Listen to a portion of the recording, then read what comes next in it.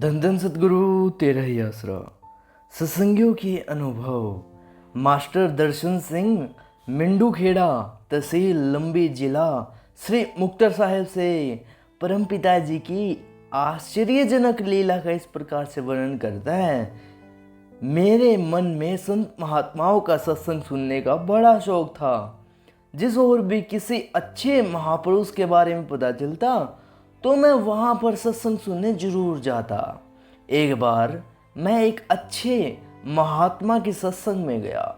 वहाँ के बहुत भारी इकट्ठे को देखकर मैं हक्का बक्का सा रह गया कि इतना इकट्ठा, इतना संगठन, सत्संग आपस में बहुत प्रेम करती है।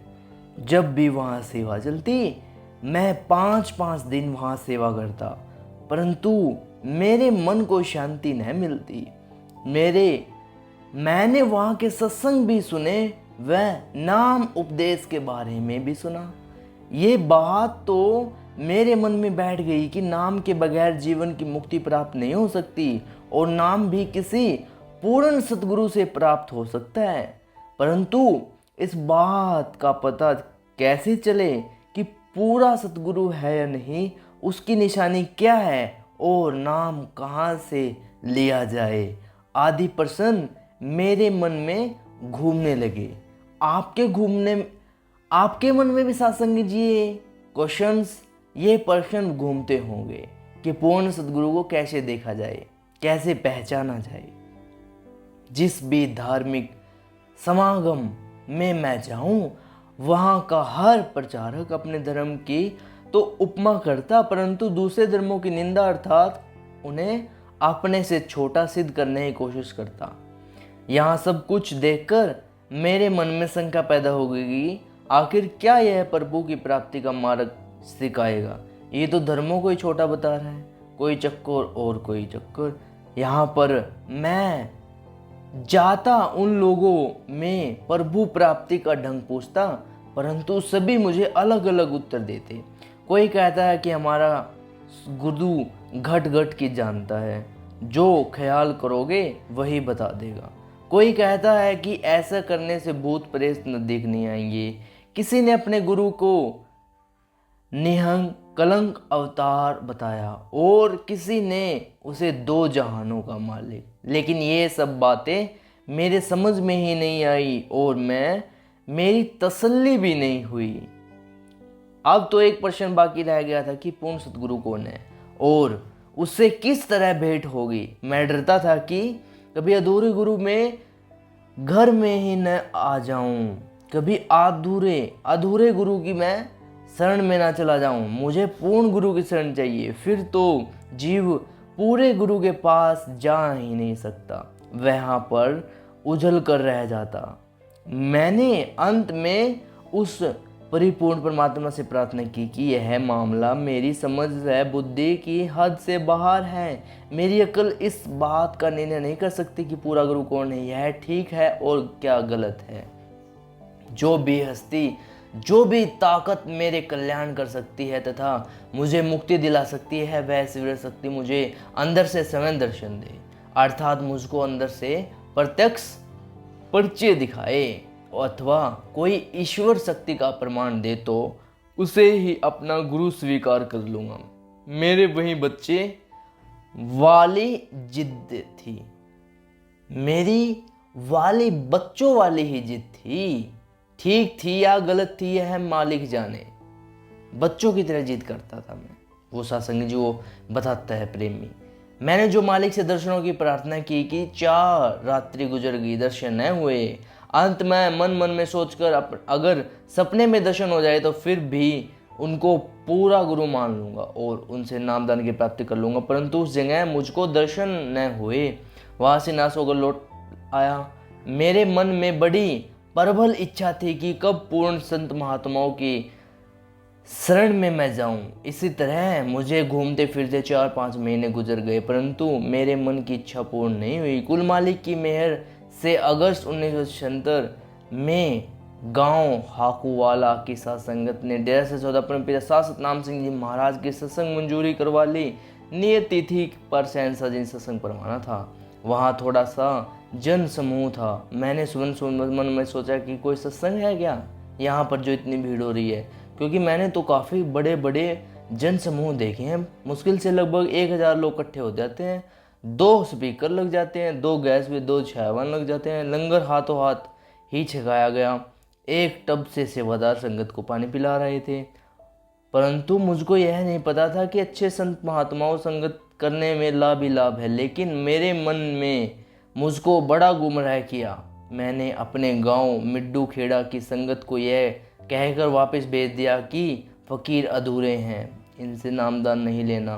मैंने उन सबको यही बोल दिया था कि आप सभी ने अपने गांव में जो भी जीव मिले उसी को बता देना। मैंने सभी गांव वालों को करम मार दिए। यह बात बताने के ज़रूरी समझता हूँ कि मैंने इससे पहले भी वाचक ज्ञानियों से कहने में आकर सच्चा सौदा दरबार की खूब निंदा की। उसी रात सत्संग भी होना था। सत्संग रात्रि के 1:30 बजे समाप्त हुआ। 2:45 बजे मैं अपने घर नियुक्तात्मक पहुँच गया। अपना जाप शुरू कर दिया। अपनी आंखें थोड़ी बंद सी की तो मैंने देखा कि शहंशाहों के शहंशाह वालिद-ओ जहान शाह सतनाम सिंह जी महाराज कुल मालिक ने नूरानी स्वरूप के पाठी और भजन मंडली समेत दर्शन होने लगे।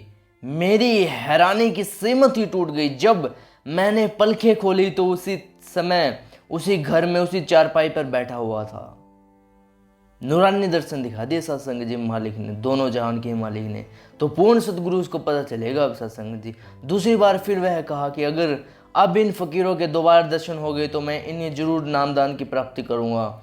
मैंने अपनी आंखें बंद की, बिस्तर का सहारा लेकर पालथी मारकर बैठ गया तो मैंने देखा कि महाराज जी मुस्कुरा रहे थे। भजन की अंतिम कड़ी से पहले वाली कड़ी बोल जा रहे थे। फिर उसी की व्याख्या का एक एक शब्द सुना जो परमपिता जी ने अपने पवित्र मुखाबिर से उच्चारण किया। पूज्य जो पिता गुरु महाराज के कमर तक जो सफ़ेद चद्दर लिपटी हुई थी वह आज भी दूध से कई सफ़ेद आंखों के समान है, जो कभी कभी हम भूल भी नहीं सकते और ना ही भूलेंगे। मन की बुरी बुरी चालों तथा नीच गतियों को वह जानता है जो पूरे गुरु की शरण में पहुंचता है। देखो कहाँ से तो यह मन दर्शनों की शर्त लगाता था, जबकि 2 बार पूजनीय हुजूर पिताजी के प्रत्यक्ष रूप में दर्शन भी हुए। फिर भी यह जालिम मन है जो फिर भी पश्चाताप के अलावा कुछ नहीं छोड़ता। यह फिर भी कहता है कि तीसरी बार फिर से दर्शन की समय आकर कोई बातचीत करे तो फिर मैं आपको गुरु मानूंगा। किस दर्शन भी दे और समय आकर मुझे कहे कि बात करे पूर्ण गुरु तभी मानूंगा। यह फिर मन से लालसा दिलाई। साथ साथ मन यह भी कह रहा था कि अभी दर्शन न भी हो तो अच्छा है, क्योंकि आज तक कोई फकीर की मैं निंदा किया करता था। बुरा भला कहने से कोई कसर बाकी ही मैंने छोड़ी नहीं थी। अब किस मुंह से इनकी उपमा करूंगा? यह तो मेरे लिए शर्म की एक बात हो गई। मन की यह बात सुनकर मैंने फिर पालथी लगाकर अपनी आंखें बंद कर ली, परंतु पहले की तरह फिर मुझे शहंशाह शाह सतनाम सिंह जी महाराज अपने कर कमलों में लाल पेन पकड़े हुए नूरानी स्वरूप में प्रकट हुए। नूरानी चेहरे से दाढ़ी के दूध जैसे बाल चमक रहे थे। परम पिताजी के नूरी बदन पर दूध की भांति सफेद लिबास वस्त्र तथा हाथ में एक लंबी सुंदर लाठी। परम पिताजी का इलाही जलाल उन्हें पूरे सुंदर चेहरे पर प्रत्यक्ष झलक रहा था और प्रकाश इतना तेज था और बहुत ही प्यारे लग रहे थे। उनके चेहरे से खुशी भरी महक और उस वायुमंडल की सुगंध आ रही थी। मेरा बुरा सोचने वाला मन उसी नूरानी दर्शन पाकर बस यही कह रहा था कि थोड़ी देर और ठहरो महाराज जी भर के देखने दो। उनकी कशिश दिल को खुशी से मस्त कर रही थी। वह नज़ारा तो केवल देखने से ताल्लुक़ रखता था, लिखने का यह बता नहीं है जा सकता और ना ही बताया जा सकता कि कितना नूरानी स्वरूप सतगुरु जी का दर्शनों के साथ उस सेवादार ने देखा। सत्संगी जी परम पिताजी ने अपने नूरानी मुख से फरमाया, मास्टर अब तो तेरा जी भर गया, हम तब ही तेरे सामने से हटेंगे जब तेरा जी भर जाएगा। देखो मालिक ने कितनी रहमत बख्शी सत्संगी जी। मन ने नाक से 7 लकीर निकाली और तौबा किया कि भला शेर के आगे गीदड़ लोमड़ी आदि कैसे ठहर सकते हैं महाराज जी। मन जूतों के भय के समान मोह बन गया।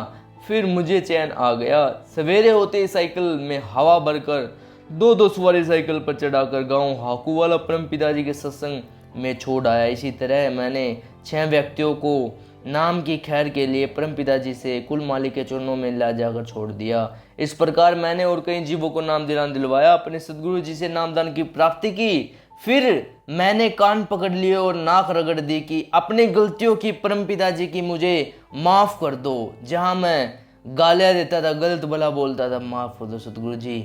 मैंने माता जी कहा, पागला अब सतगुरु सोना बन गया है, कल तो तू उसे पीतल बना रहा था। इसका मेरे पास कोई जवाब नहीं था सत्संग जी। धन्य हो मेहरबान साई खुशनहार दातार कृपार अंतर्यामी कुल मालिक साहा सतनाम सिंह जी महाराज। आप पापी अपराधी निंदकों सभी की दया मेहर करने वाले हो।